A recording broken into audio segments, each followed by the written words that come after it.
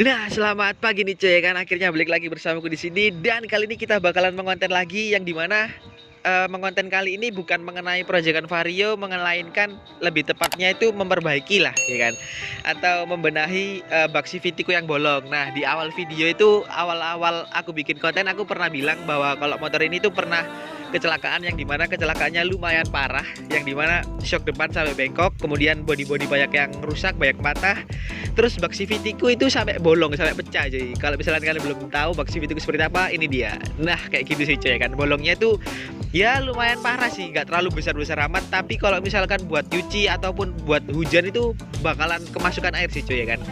Yang dimana itu sangat tidak baik buat keadaan CVT-nya. Yang dimana bisa karatan, kemudian bisa keselip, gredek. Ya pokoknya itulah yang aku rasakan kalau misalkan habis mencuci atau kena air hujan. Yang dimana itu airnya itu bisa masuk gitu ya kan, bahayalah, umur CVT-nya itu nggak bisa panjang ya kan, karena kan karatan, kemudian kalau buat lari, buat digeber itu gerdek lah, istilahnya nggak bisa lari lah ya, selip karena kan kena air ya kan. Nah, di situ itu di yang bolong itu ada beberapa pilihan buat ngebenerinnya, yaitu ada dempul sama dilem. Nah, kalau misalkan dempul ini prosesnya cukup lama sih cuy, dikarenakan kita harus mengantri, yang dimana misalkan antriannya itu panjang ya selesainya lama, kalau misalkan pendek ya selesainya cepet. Nah, kalau yang dilem ini itu aku baru tahu cuy, karena itu metode baru, nggak tahu itu udah metode baru atau lama, aku ya nggak tahu ya kan. Ini tuh katanya lemnya itu kayak dempul, yang dimana itu kalau misalkan kering itu mirip-mirip dempul, tapi nggak tahu, nanti kita coba lihat aja lemnya ini kira-kira merek apa, terus bahannya seperti apa, keringnya tuh kayak apa, aku juga penasaran karena aku baru tahu ini sih cuy, lem bisa jadi kayak dempul. Itu apa ya, hal yang unik lah, aku belum pernah tahu ya kan. Dan untuk proses pengerjaannya ini dilakukan sama Mas Soleh cuy ya kan. Nah, kalau kalian misalkan nggak tahu Mas Soleh itu yang repaint velgku, yang repaint velg putih ini ya, itulah Soleh Custom Paint ya kan. Nah, karena kan Mas Soleh itu kan serba bisa dan multiplayer gitu ya kan. Ya nanti pekerjaannya dilakukan sama Mas Soleh sih cuy.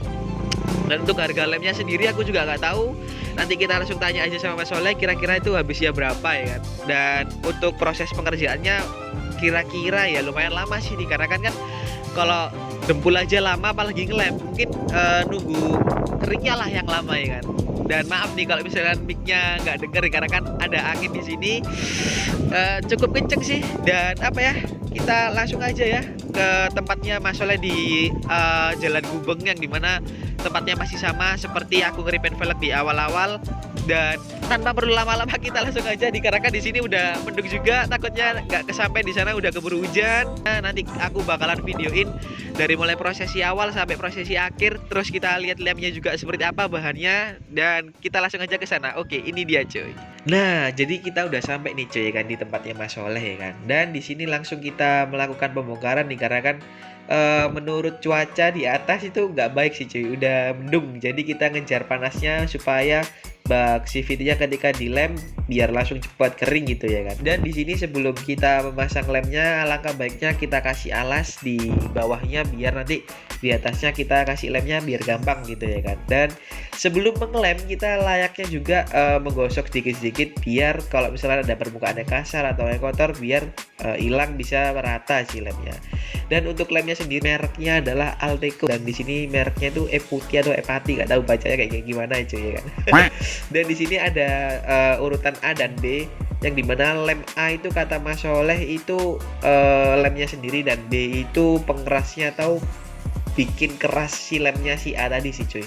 Dan untuk percampurannya tinggal kita campurin aja, kita kayak remet-remet atau apa ya, kayak main plastisin lah, di apa ya, di penyet-penyet gitu lah, dijadiin satu gitu ya kan. Dan setelah udah rata kita langsung tempelin aja di tempat yang bak CVT kita yang bolong tadi, bak CVT yang bolong kita tempel-tempel. Dan di sini tinggal apa ya, tinggal ratain sama ditekan-tekan sedikit, tapi jangan sampai terlalu neken, takutnya jeblos ke bawah gitu ya kan. Dan di sini perlu kesabaran juga, dikarenakan harus benar-benar rapi, benar-benar rata biar tertutup dengan sempurna sih cuy.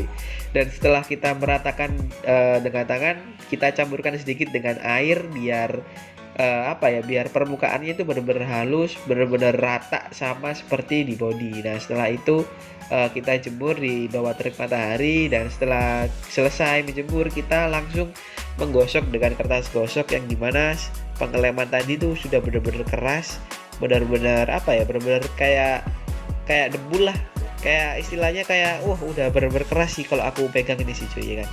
Dan di sini harus ekstra sabar juga sih cuy biar hasilnya maksimal dan benar-benar permukaannya sama dengan Baxivity-nya. Dan setelah selesai penggosokan langsung kita pasang sih cuy. Dan setelah itu udah sih selesai sih, prosesnya cuma gitu aja sih, pendek sih cuy, ya kan. Dan kita langsung pasang dan selesai.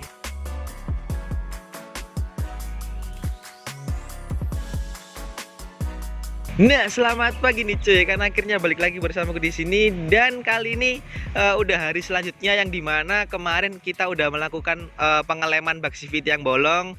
Dan kemarin itu untuk proses pengeleman Baxivity-nya tuh cepet sih cuy. Sebenarnya proses ngelemnya itu cepet, cuman yang lama itu adalah nunggu keringnya cuy, ya kan.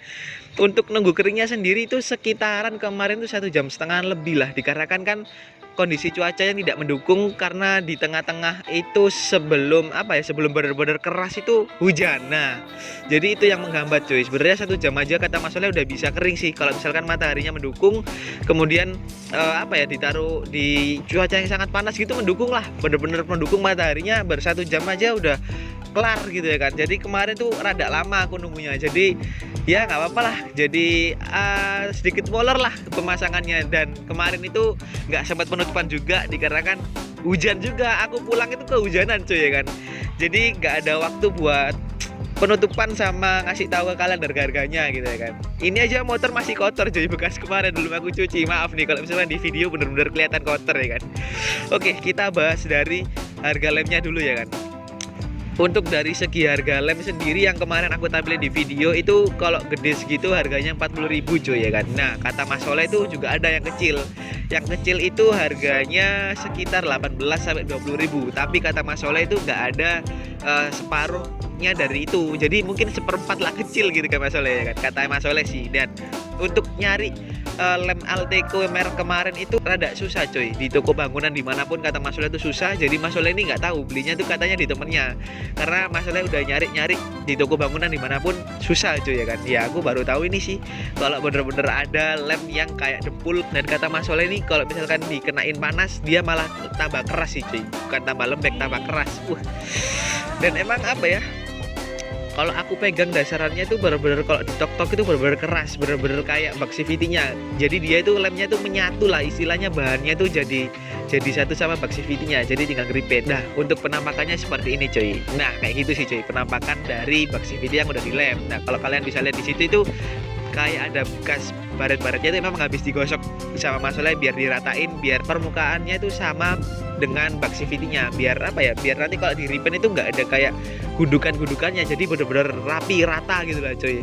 Dan apa ya, aku baru kali inilah tahu lem kayak gitu bisa jadi kayak dempul yang keras gitu sih cuy. Itu bukan dempul sih, tapi lem cuy, ya kan. Dan apa ya, untuk ongkosnya Mas Soleh sendiri terserah aku. Jadi kemarin itu pembayarannya itu serba terserah aku sih cuy, ya. Sebenarnya aku juga sungkan, tapi ya gimana lagi, Mas Solehnya mintanya terserah, jadi ya udahlah, gimana lagi ya kan, nggak mau matok harga kalau sama aku, ya udah. Jadi kemarin totalnya lem sama ongkosnya Mas Soleh aku kasih sekitar berapa ya kemarin, 40-an lebih kalau nggak salah, aku nggak ngitung. Jadi ambil di dompet sekitar 40-an lebih gitu lah, tak kasihkan aja, nggak tak hitung ya kan. Dan apa ya, untuk lemnya sendiri tuh sebenarnya bukan buat aku sendiri, tapi buat Mas Soleh juga. Jadi istilahnya itu di sini tuh patungan. Mas Soleh juga butuh soalnya buat motornya. Jadi ya untung, jadi saling-saling apa ya, saling-saling untung lah. Aku butuh, Mas Soleh juga butuh. Jadi saling membutuhkan gitu ya kan, asik. Dan apa ya, mungkin untuk kalian mau ngeripen velg atau ngeripen body atau misalkan porting atau apapun itu, kalau misalkan kalian mau mau penasaran sama kerjaannya Mas Soleh itu kayak gimana, kalian langsung aja cek IG-nya di sini. Nah, di situ IG-nya Mas Soleh, mungkin ada WA-nya, kalian bisa langsung WA. Mungkin apa ya, buat kalian yang penasaran kerjaannya Mas Soleh itu hasilnya seperti apa, mungkin dari repair lah, kalian coba sendiri aja, dan itu pastinya murmer, nggak mahal ya kan, pakai kompresor juga ya kan.